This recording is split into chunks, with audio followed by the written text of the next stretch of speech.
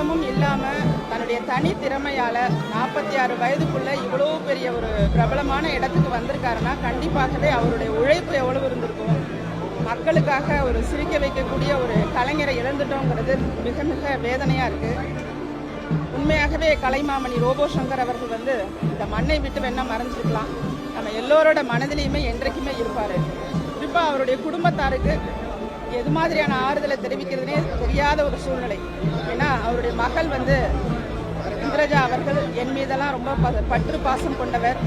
எங்க பார்த்தாலுமே நான் நினைக்கக்கூடிய ஒன்று, இப்படி ஒரு மகளை எப்படி வளர்த்தெடுத்தார்கள், ஒரு எளிமையாக ஒரு நல்ல முறையில் ஒரு மகளை வளர்த்திருக்காங்கன்னு சொல்லி ஒரு தந்தையாகவும் திரு ரோபோ சங்கர் அவர்களை நினைத்து நான் பெருமைப்பட்ட தருணம் உண்டு. ஒரு கலைஞராகவும் ஒரு தந்தையாகவும் நல்ல மனிதராகவும் எல்லோருடனும் கள்ளங்கபடம் இல்லாமல் சிரித்து பேசக்கூடிய ஒரு நல்ல உள்ளம் படைத்தவர். திரையில மட்டும் இல்லாம தரையிலுமே அவர் ஒரு மனிதரை போல எல்லோரையும் அனுசரித்து நடக்கக்கூடிய ஒரு நபர்.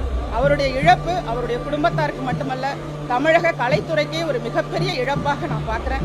அனைத்து மக்கள் அரசியல் கட்சி சார்பாக அவருடைய இழப்புக்கு ஆழ்ந்த இரங்கலை தெரிவித்துக் கொள்கிறேன்.